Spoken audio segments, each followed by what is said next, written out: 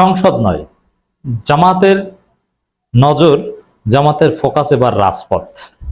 সংসদ থেকে জামাতের ফোকাস ডাইভার্ট হয়ে গেছে, জামাত পুরোপুরি রাজপথমুখী হয়ে পড়েছে।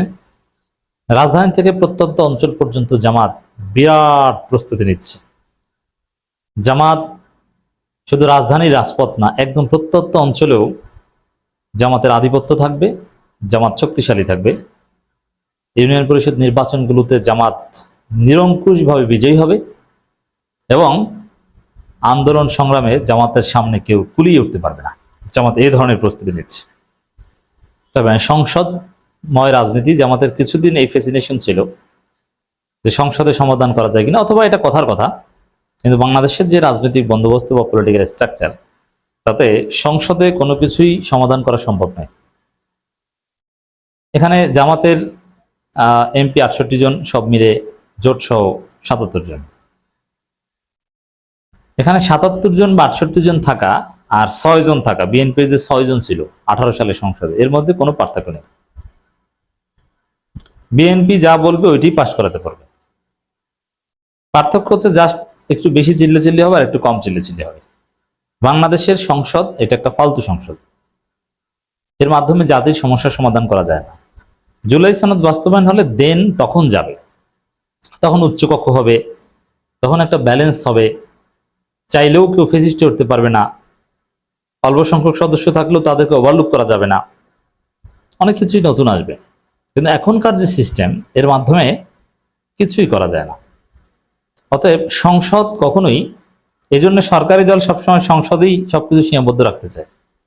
এবং সালাউদ্দিন অলরেডি হুমকি দিয়েছে, এরকম হুমকি হাসিনা সকাল সন্ধ্যা দিত, কত হুমকি দিয়েছে, রাজপথে আর কোনো দাবি আদায়ের সুযোগ দেওয়া যাবে না। আরে ভাই, কি তাহলে কি করতে হবে?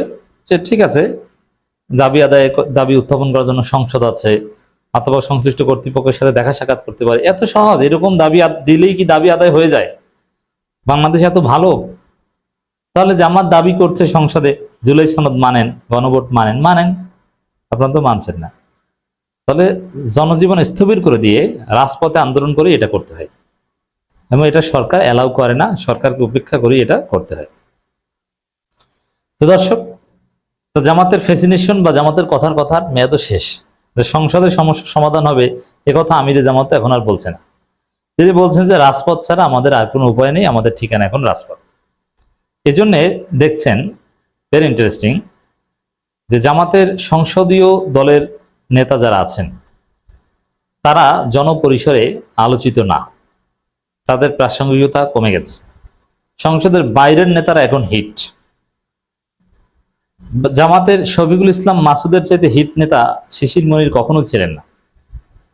শিশির মনির তো একসময় জামাতেই করতেন না, অপ্রাসঙ্গিক ছিলেন। জামাত তাকে ঢাকা বিশ্ববিদ্যালয়ের শিবিরের প্রোগ্রামে যাতে শিশির মনিরকে দাওয়াত দেওয়া না হয়, এই জন্যে জামাতের হাইকমান্ড থেকে নিষেধাজ্ঞাও ছিল। তারপরও ঢাকা বিশ্ববিদ্যালয় শিবির জামাতের হাইকমান্ডের নিষেধাজ্ঞা উপেক্ষা করে শিশির মনিরকে দাওয়াত দিত। করোনাকালীন সময় এরকম একটা ঘটনার মুখোমুখি আমি নিজে হয়েছি। অতএব দেখেন, এখন শফিকুল ইসলাম মাসুদরা এমপি। তো শফিকুল ইসলাম মাসুদ এমপি, তাতে কি? এখন জামাতের আসল নেতা তো শিশির মনির, যিনি এমপি না। মানে এমপিরা এখন হিট না, যারা এমপি না তারা হিট। বোঝা গেল যে সংসদ না, রাজপথ, সংসদের বাইরেই হলো আসল রাজনীতি। শিশির মনির যা বলেন, তার যে আপিল, এবং জামাত বা জামাতের জনশক্তিরাও শিশির মনির বক্তব্য যতটা গুরুত্ব দেয়, জামাতের এমপিদের বক্তব্য তার 100 ভাগের 1 ভাগও গুরুত্ব দেয় না। কারণ সংসদে কোন এমপি কি বললো ওটার কোনো গুরুত্ব নেই।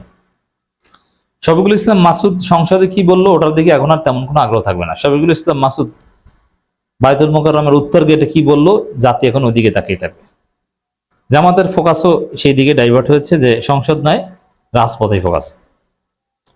রাজধানীতে জামাত অলরেডি রাজপথে নামার ঘোষণা দিয়েছে, এবং জামাতের এক্ষেত্রে বিশেষ শক্তি আছে, সেটা হচ্ছে যে রাজধানীর সমস্ত প্রবেশ মুখগুলোর এমপি কিন্তু জামাতের। তো জামাতের এমপিরা অবশ্যই নিজ এলাকায় প্রভাবশালী, এবং নিজ এলাকার আইন শৃঙ্খলা রক্ষাকারী বাহিনী কিংবা প্রশাসনের উপর একটা প্রভাব আছে এবং থাকবে। সেই জায়গায় জামাত এমপিদের সুপ্রিমেসি হবে যে রাজপথের আন্দোলনে কে কতটুকু নিরাপদ পরিবেশ তৈরি করতে পারছে, এবং জামাত এমপিরা কতটুকু এফোর্ট দিতে পারছে, ঢাকার এমপিরা।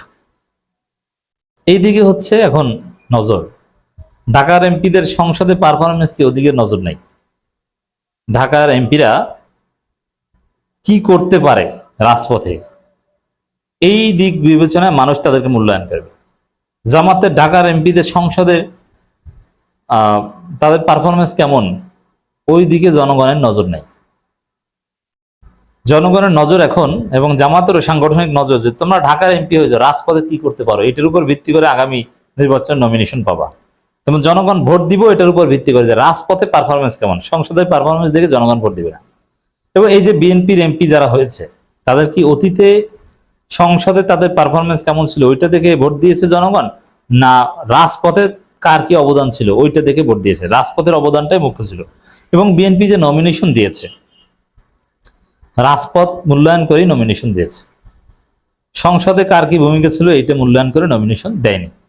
যদি বিএনপির নমিনেশন নানান ক্রাইটেরিয়া হয়, ভারত কোটায় হয়, দালাল কোটায় হয়, তারেক রহমান ব্যক্তিগত কোটায় হয়, টাকা পয়সা কোটায় হয়, সাবেক ছাত্রদল কোটায় হয়, আমেরিকাপন্থী কোটায় হয়, নানান কোটায় নমিনেশন হয়।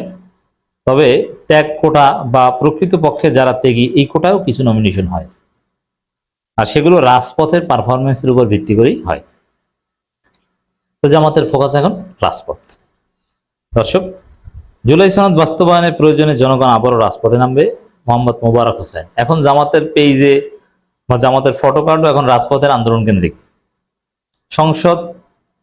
এখন সংসদের গুরুত্ব কমে গিয়েছে, এর মানে এই নয় যে জামাত সংসদ বর্জন করবে। জামাত সংসদে থাকবে, তার মিছিল করে ঘাম শুকানোর আগেই সংসদে যে এসির বাতাস খাবে, রাস্তায় মিছিল করে সংসদের ভিতরে যে ঠান্ডা হবে।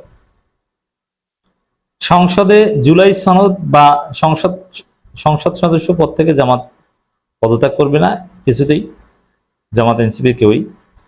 সংসদে জনগুরুত্বপূর্ণ বিভিন্ন বিষয়ে প্রশ্নোত্তর বা উন্নয়নমূলক কাজ এগুলো নিয়ে কথা বলবে, কিন্তু জুলাই সনদ এইটা বাস্তবায়নের দাবিতে শুধু রাজপথে থাকবে, বাকি কাজগুলো সংসদে চলবে। এমনকি 5 তারিখ যে মুলতবি প্রস্তাবের উপর আবার আলোচনা, সেখানে জুলাই সনদ এগুলো নিয়ে আলোচনা হবে, যে প্রস্তাব বিএনপির পক্ষ থেকে করা হয়েছে, সেখানেও জামাত অংশগ্রহণ করে কিনা সন্দেহ আছে।